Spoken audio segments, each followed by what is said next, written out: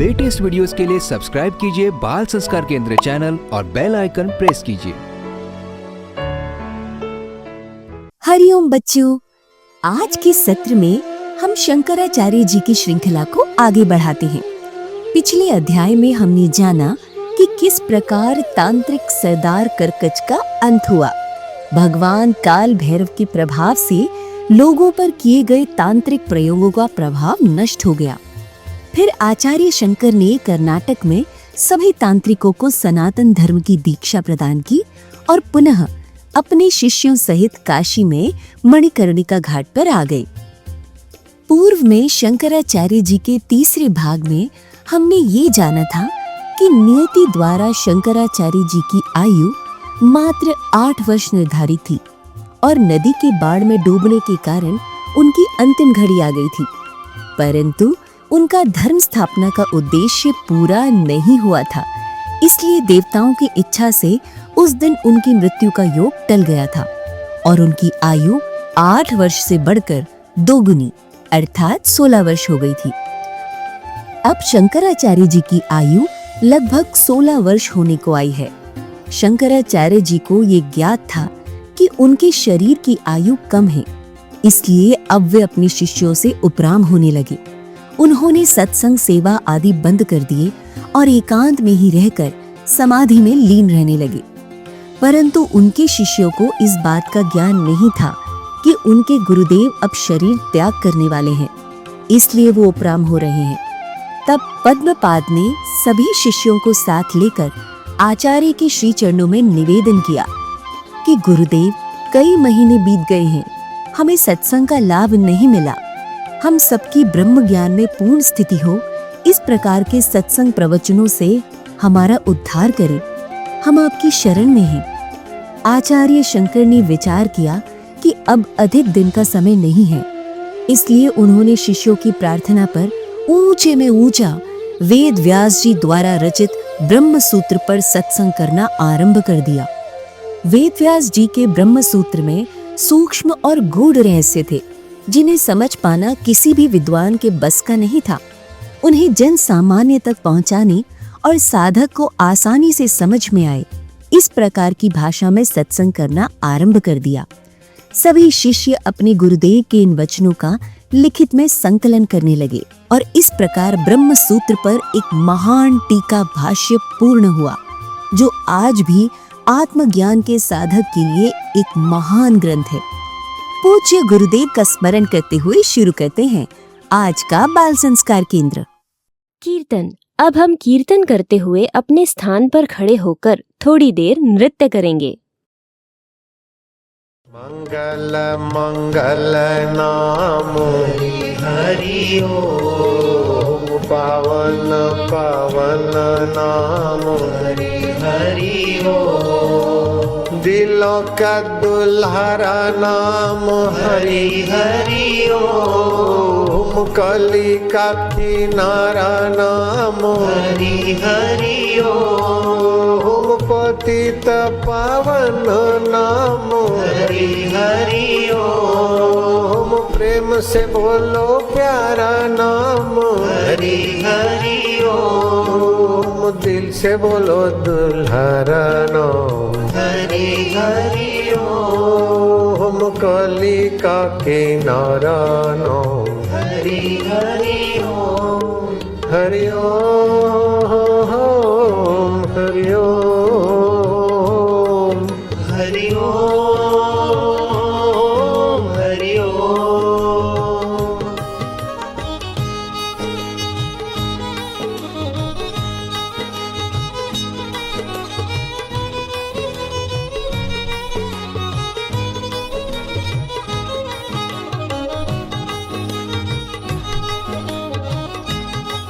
तू ज्ञान स्वरूप है, तू आत्मरूप है, अब तू मेरा चैतन्य है, तू विभु है, व्यापक है। हर तरंग पानी, ऐसे हर जीवात्मा परमात्मा का अमृत पुत्र है। मन अलग अलग, तन अलग अलग, चेहरे अलग अलग, लेकिन धड़कने चलाने वाला चैतन्य देव तू वो एक का एक। जय सिया राम, जय जय सिया राम। जय मेरे राम प्यारे जय। जय सिया राम जय जय सिया हरि हरि ओम हरि ओम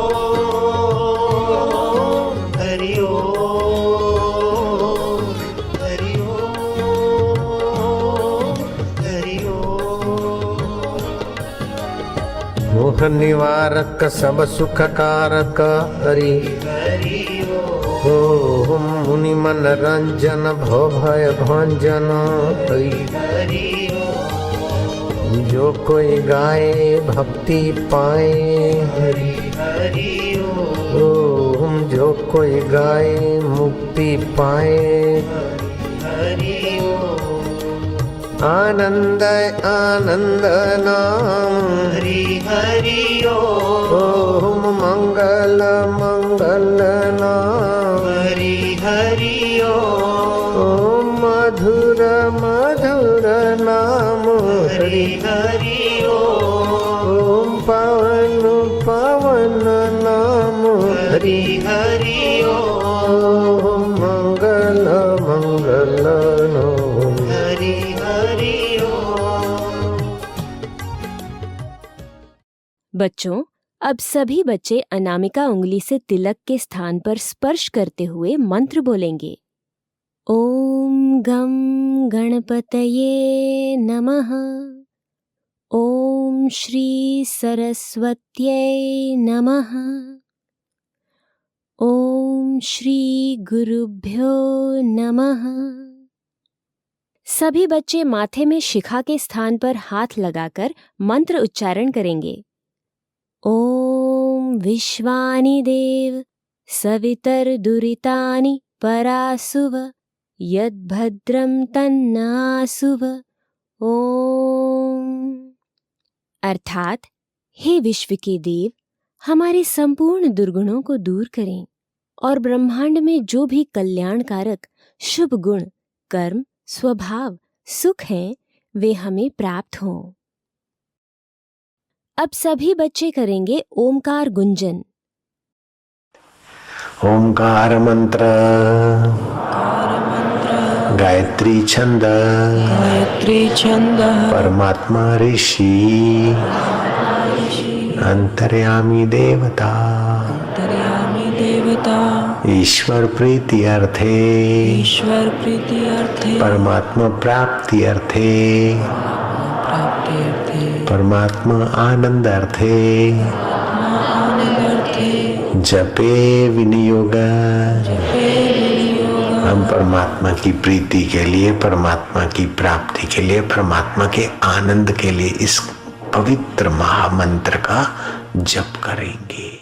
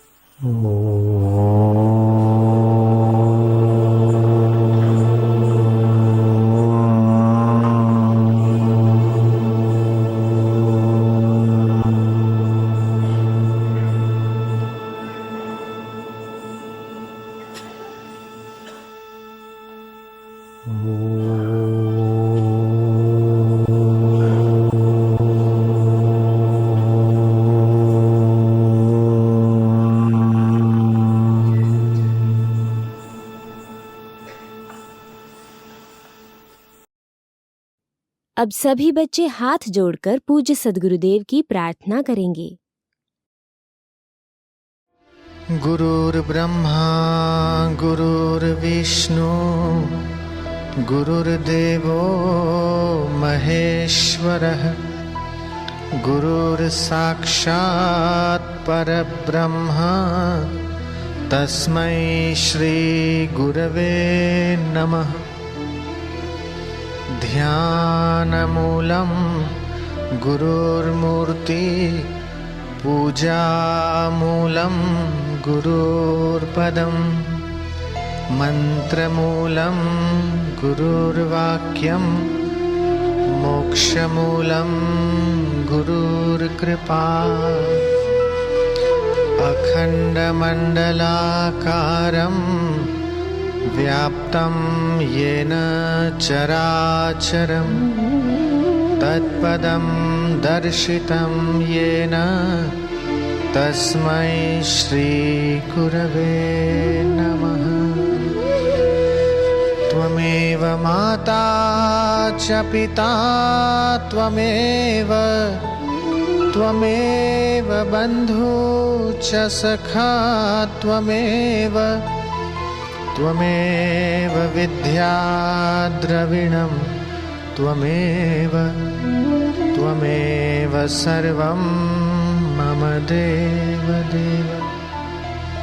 ब्रह्मानन्दं परमसुखदं केवलं ज्ञानमूर्ति द्वन्द्वातीतं गगनसदृशं तत्त्वमस्यादिलक्ष्यम् एकं नित्यं विमलमचलं सर्वधी साक्षिभूतं भावातीतं त्रिगुणरहितं सद्गुरुं तं नमामि।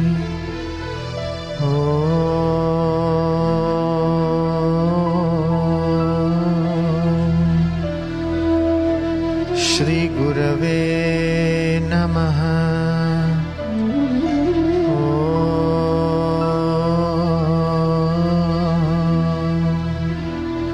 श्री गुरवे नमः।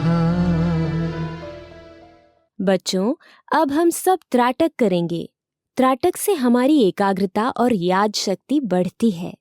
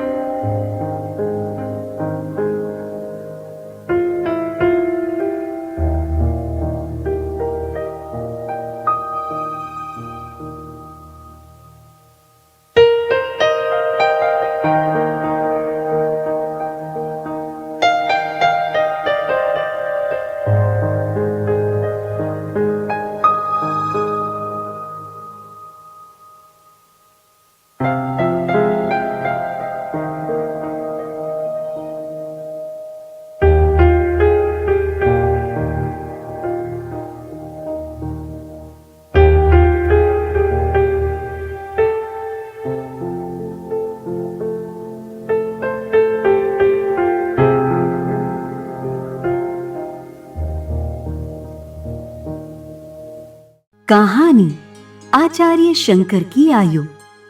एक बार आचार्य शंकर के सभी शिष्य आश्रम में सेवा कर रहे थे। आचार्य दूर एक वृक्ष के नीचे ध्यान में तल्लीन थे। आचार्य शंकर के 16 वर्ष की अवधि पूरी होने में मात्र 9 दिन बचे थे। तभी सफेद दाढ़ी और वस्त्र पहने एक बूढ़े ब्राह्मण ने आश्रम में प्रवेश किया और गंभीर आवाज में वहां सेवा कर रहे शिष्यों से प्रश्न किया। मैंने ये सुना है यहाँ एक सन्यासी ब्रह्म सूत्र पढ़ाते हैं, क्या ये सत्य है? ब्रह्मदेव, समस्त शास्त्रों के ज्ञाता हमारे गुरुदेव जो वहां वृक्ष के नीचे ध्यान कर रहे हैं, वही हमें ब्रह्म सूत्र पढ़ाते हैं। क्या ये बालक तुम्हारे गुरु हैं और या तुम्हें ब्रह्म सूत्र पर सत्संग सुनाते हैं? मुझे तो ब्रह्म सूत्र के विषय में कुछ शंका थी, जिनका समाधान पाने के लिए मैं आया था लेकिन शायद मैं गलत स्थान पर आ गया हूँ। यह बालक क्या मेरी शंकाएं दूर करेगा? ऐसा कहकर वो मुड़कर वापस जाने लगा। इतने में ही पद्मपाद ने कहा, ब्रह्मदेव, ज्ञान कभी आयु नहीं देखता। आपकी शंकाएं रात्रि के समान है और मेरे गुरुदेव सूर्य के समान है।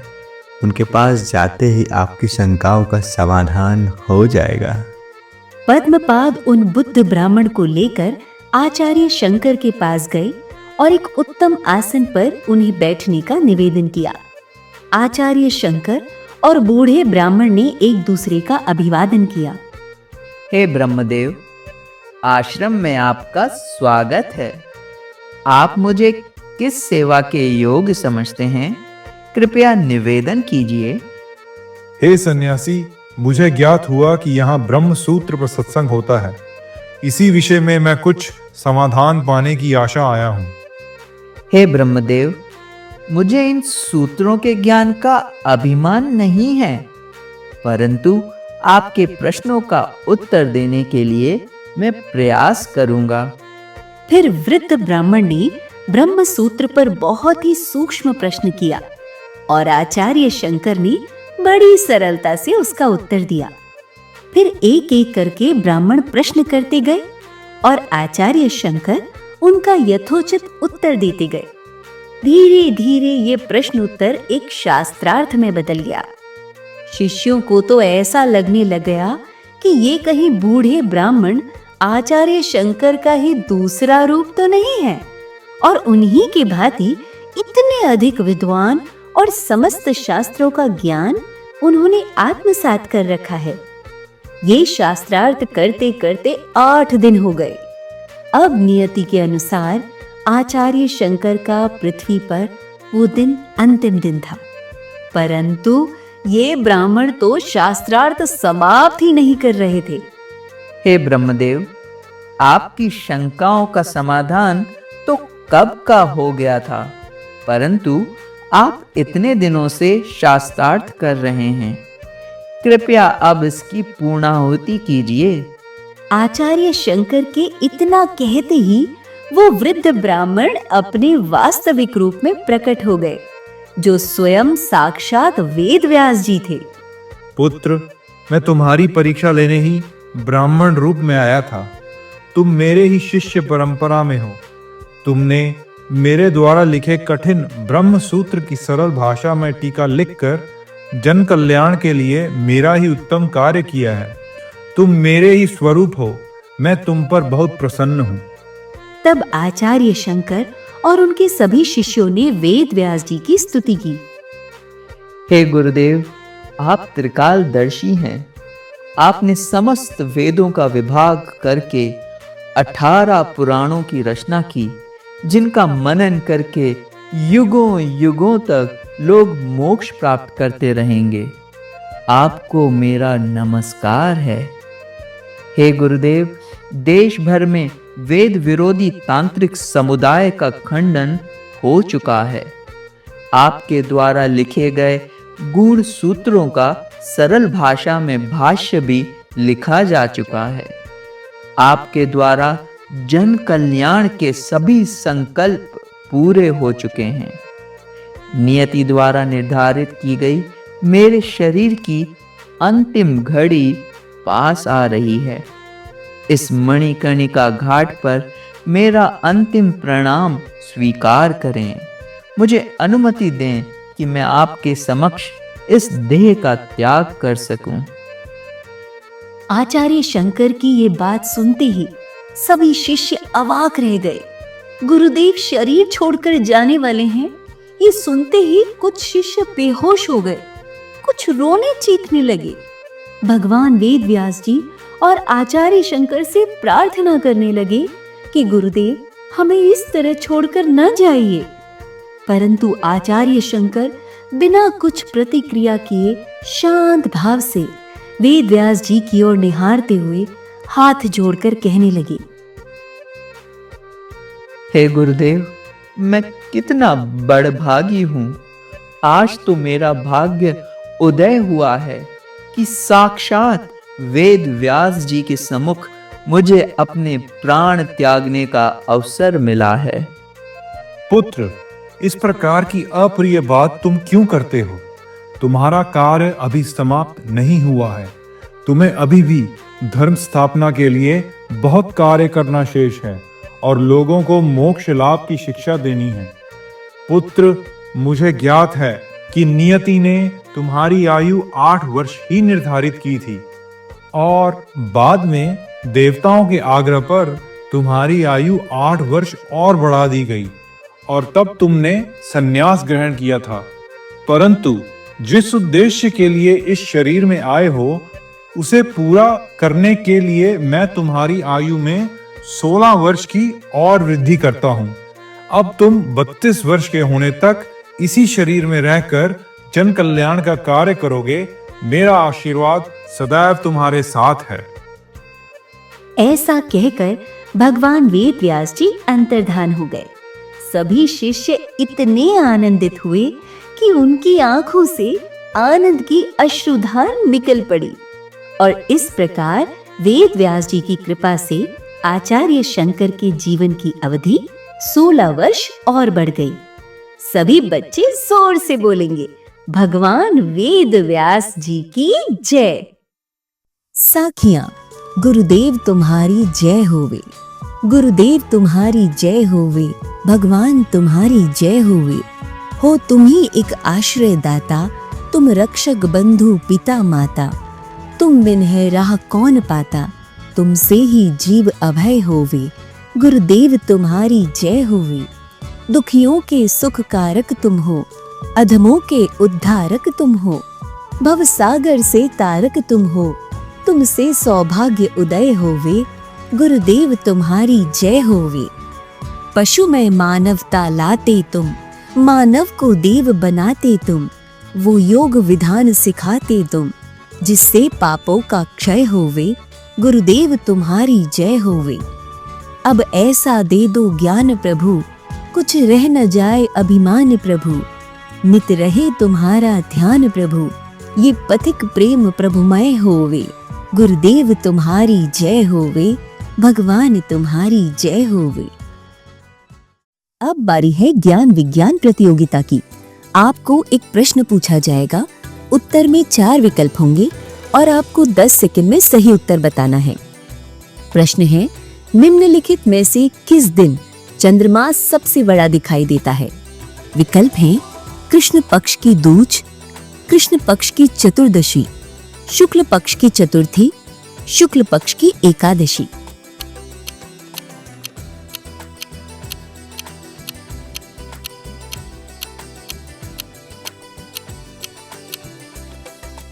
प्रश्न का सही उत्तर आपको सत्र के अंत में बताया जाएगा।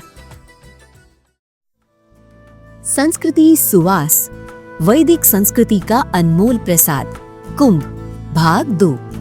बच्चों, दिसंबर के दूसरे सत्र में हमने जाना कि कुंभ पर्व का वैज्ञानिक और सांस्कृतिक कारण क्या है और इसकी पौराणिक कथा भी सुनी। अब हम जानेंगे कि इसका आध्यात्मिक महत्व क्या है। कुंभ पर्वों की महिमा। अथर्ववेद में भगवान ब्रह्मा जी ने कहा है कि हे मनुष्यों, मैं तुम्हें सांसारिक सुखों को देने वाले 4 कुंभ पर्वों का निर्माण कर 4 स्थानों हरिद्वार, प्रयाग, उज्जैन और नासिक में प्रदान करता हूँ। अग्नि पुराण में वशिष्ठ जी कहते हैं, प्रयाग में गंगा और यमुना के संगम पर किए हुए दान, श्राद्ध और जप आदि का फल अक्षय होता है। प्रयाग में 60 करोड़ 10,000 तीर्थों का निवास है। पद्म पुराण में महादेव जी कहते हैं, नारद, जहाँ गंगा, यमुना और सरस्वती इन तीनों नदियों का संगम है, वही तीर्थ प्रवर प्रयाग है। ये सब देवताओं के लिए भी दुर्लभ है। इसके समान तीर्थ तीनों लोकों में न कोई हुआ है न होगा। विद्वान, जो प्रातःकाल प्रयाग में स्नान करता है वो महान पाप से मुक्त हो जाता है। जो मनुष्य प्रयाग में स्नान करता है वो धनवान और दीर्घजीवी होता है। माघ मास में प्रयाग स्नान करने से प्राप्त पुण्य फल की गणना नहीं हो सकती। पूज्य बापूजी कहते हैं, एक तो प्रयाग का कुंभ त्रिवेणी संगम है, दूसरा हृदय का त्रिवेणी संगम है।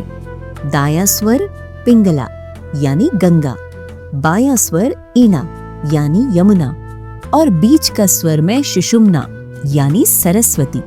ये ध्यान की जो आंतरिक त्रिवेणी है वो बाहर की त्रिवेणी से 1000 गुना ज्यादा हितकारी है। विशेष, अगला कुंभ 13 जनवरी 2025 से प्रारंभ होकर 26 फरवरी तक प्रयागराज में रहेगा। सोमवती अमावस्या को क्या करें क्या न करें। दिनांक 30 दिसंबर को सोमवती अमावस्या है।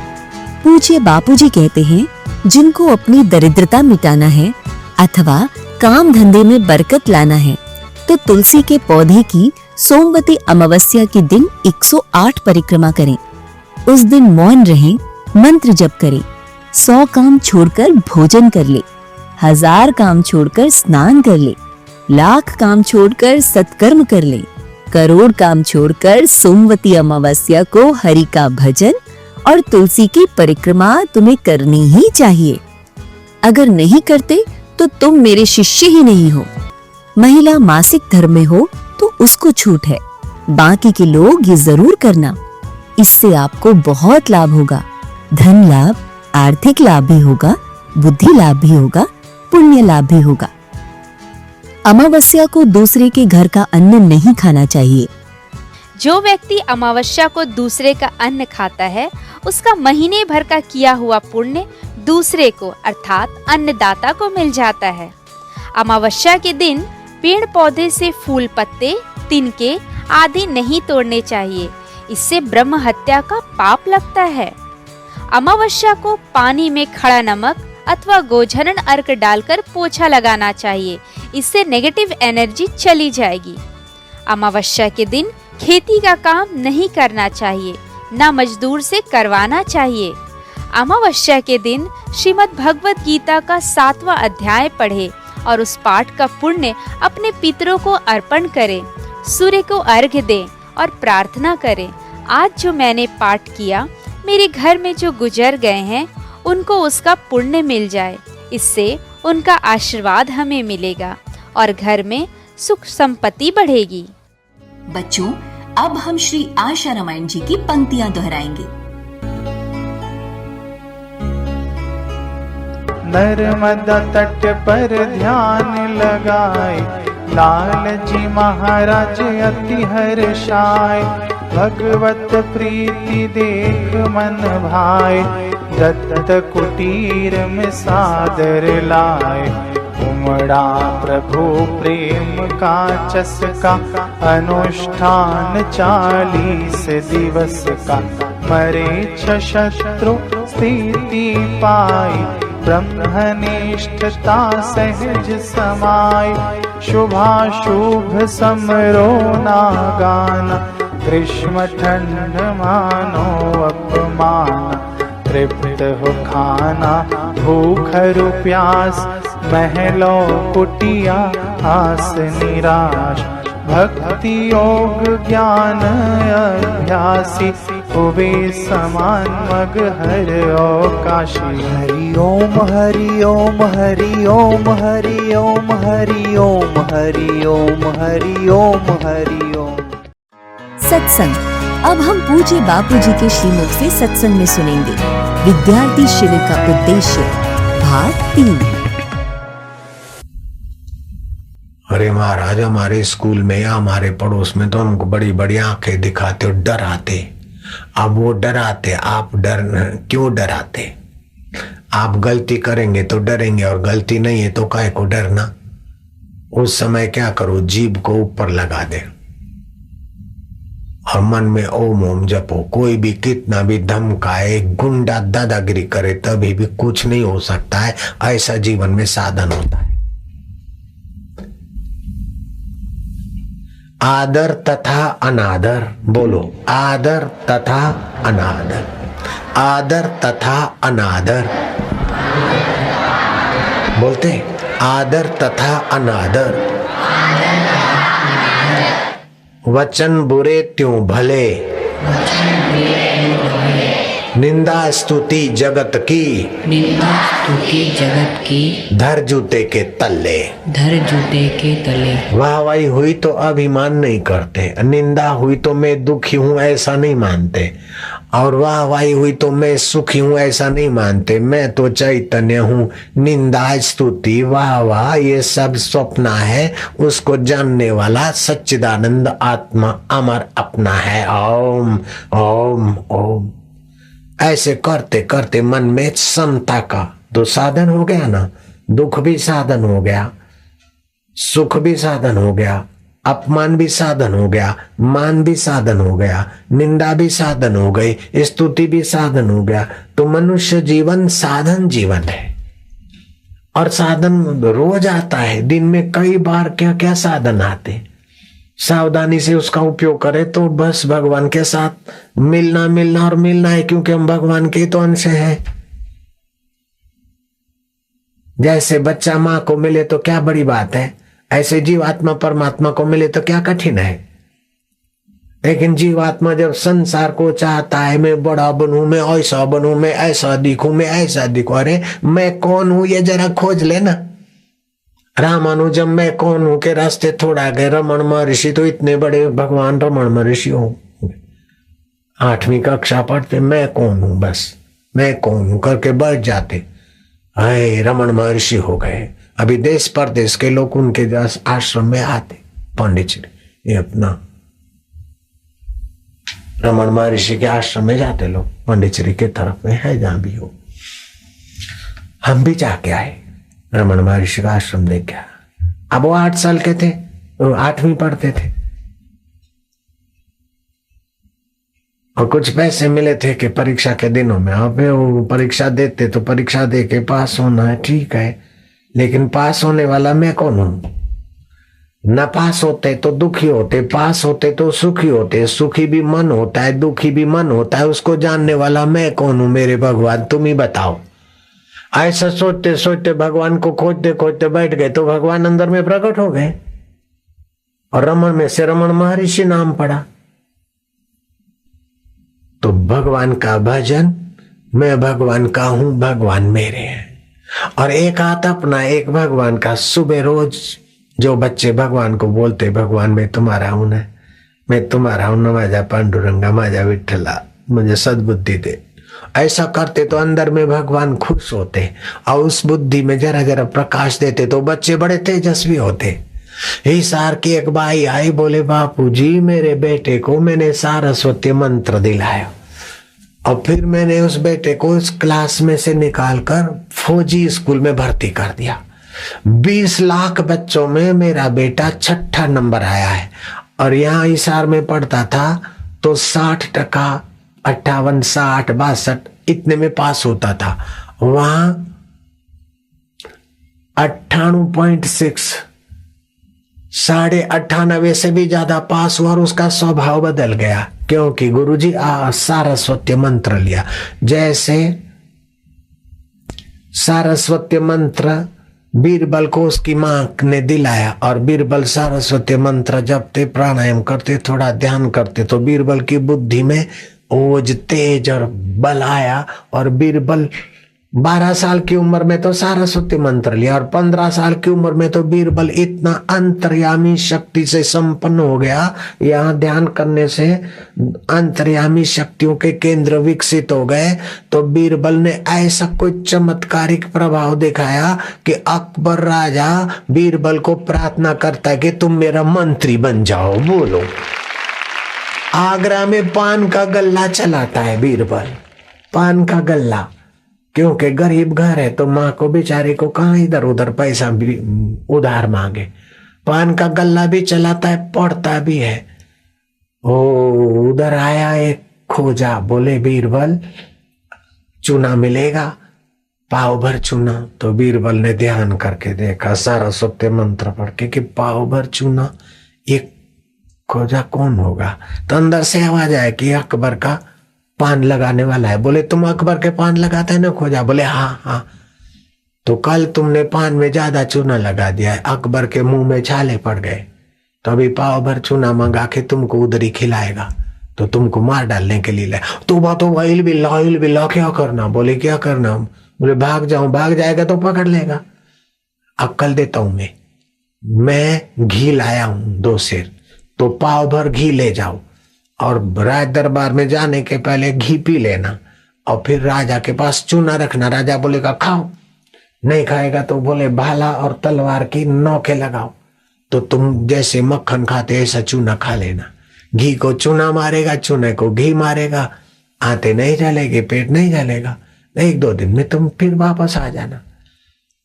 खोजा ने ऐसा किया और पाव भर चूना ले गया। ये भी ऐतिहासिक घटना है। बीरबल का नाम सुना है ना, अकबर का नाम सुना है, वही घटना है, सच्ची घटना है।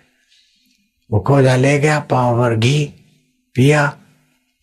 ये बीरबल ने अच्छी बात, या अल्लाह बीरबल को देखना।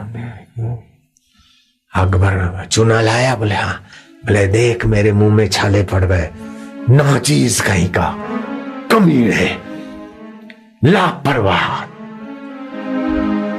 लापरवाह सेवक से तो समझदार तत्पर दुश्मन अच्छा होता है। लापरवाह नीच सेवक को ऐसे भाई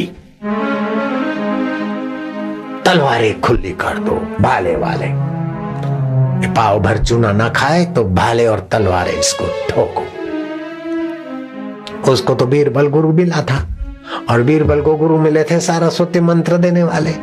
बीरबल की माँ को मैं धन्यवाद देता हूँ कि अपने बेटे को सारस्वती मंत्र दिलाया, जिससे सारस्वती केंद्र और आत्मा का केंद्र जगता है। उसी को बोलते सारस्वती विद्या, उसी को बोलते सारस्वती मंत्र। बच्चों का जो केंद्र है ना, विद्या का केंद्र और भगवत केंद्र विकसित करने वाले विद्या को बोलते सारस्वती दीक्षा। जिन बच्चों ने सारस्वती मंत्र की दीक्षा ली है और उनके जीवन में थोड़ा फर्क आया, थोड़ा बल बुद्धि बढ़ा है, अगर इधर बैठे वो बच्चे, तो जिनको सारस्वती मंत्र लेने के बाद फायदा हुआ है, हाथ ऊपर करो। फायदा हुआ है ना, बल बढ़ा है, बुद्धि बढ़ी है, मार्क अच्छे आते। बड़ों ने जिन्होंने गुरु मंत्र की दीक्षा ली और उनको लाभ हुआ है, तो बड़े लोग वालों भी हाथ ऊपर करो जिनको दीक्षा लेने से फायदा हुआ है। हाँ, तो दीक्षा से सुषुप्त शक्तियां जागृत होती है। बस हाथ नीचे कर दो। तो बीरबल की मां को मैं शाबाश देता हूं और बीरबल को भी खूब खूब धन्यवाद। सारस्वती मंत्र जब करते इतनी बुद्धिमान। खोजा को बोला जाओ घर पे मरना। खोजा तो गया, 2 दिन के बाद फिर आ गया। बोले अबे जिंदा कैसे? खोजा की तो लंबी लंबी दाढ़ी। बोले सुभान अल्लाह, सुभान अल्लाह। घी चूने को मारता है, चूना घी को मारता है, खोजा जिंदा रह जाता है। इल्लाह सुभान अल्लाह सुभान। बोले ये कैसे? तो बोले वो बीरबल ने सारस्वती मंत्र की विद्या हमको पता नहीं, लेकिन उसने जरा सा ध्यान करके आपको मैंने चूना ज्यादा लगा दिया, वो भी जान गए। और फिर घी खाएगा तो चूना को घी मारेगा, घी को चूना मारेगा। सारी बात बीरबल वाली बता दी अकबर। ओए ऐसा पान के गलने वाला बीरबल लड़का, जाओ उसको बाइज्जत ले आओ। बीरबल को बड़ी इज्जत से लाया गया। है बीरबल का शरीर तंदुरुस्त था।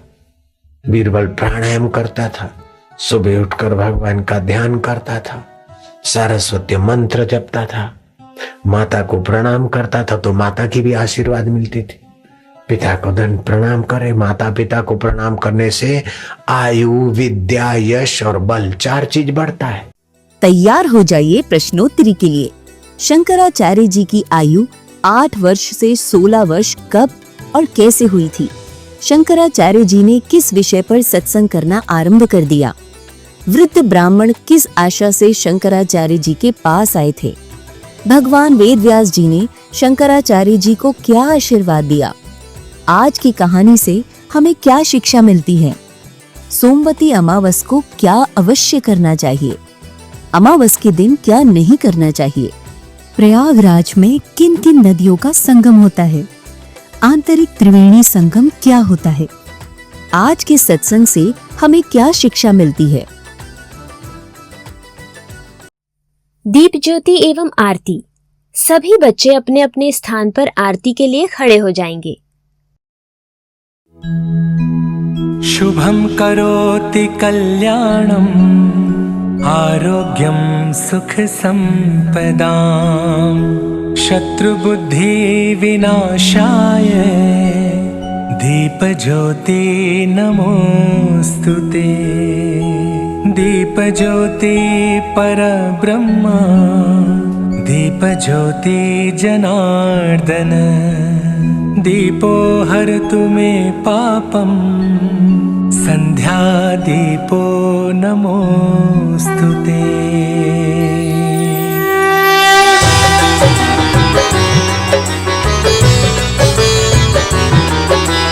ज्योत से ज्योत जगाओ सद्गुरु ज्योत से ज्योत जगाओ मेरा अंतर तिमिर मिटाओ सद्गुरु ज्योत से ज्योत जगाओ। हे योगेश्वर हे परमेश्वर हे ज्ञानेश्वर हे सर्वेश्वर निज कृपा बरसाओ सद्गुरु ज्योत से ज्योत जगाओ। मेरा अंतर तिमिर मिटाओ सद्गुरु ज्योत से ज्योत जगाओ। हम बालक तेरे द्वार पे आए हम बालक तेरे द्वार पे आए मंगल दर्श दिखाओ सद्गुरु ज्योत से ज्योत जगाओ। मेरा अंतर तिमिर मिटाओ सद्गुरु ज्योत से ज्योत जगाओ।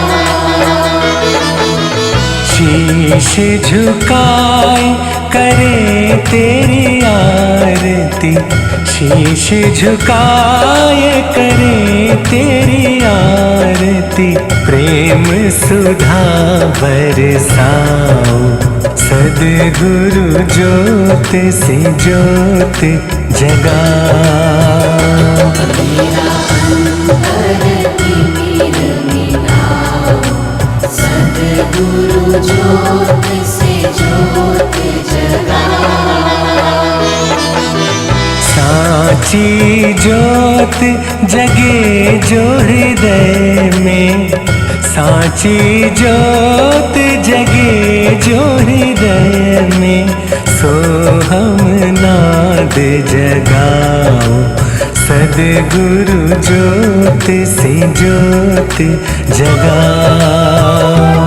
मेरा अंतर तिमिर मिटाओ सद्गुरु ज्योत से ज्योत जगाओ।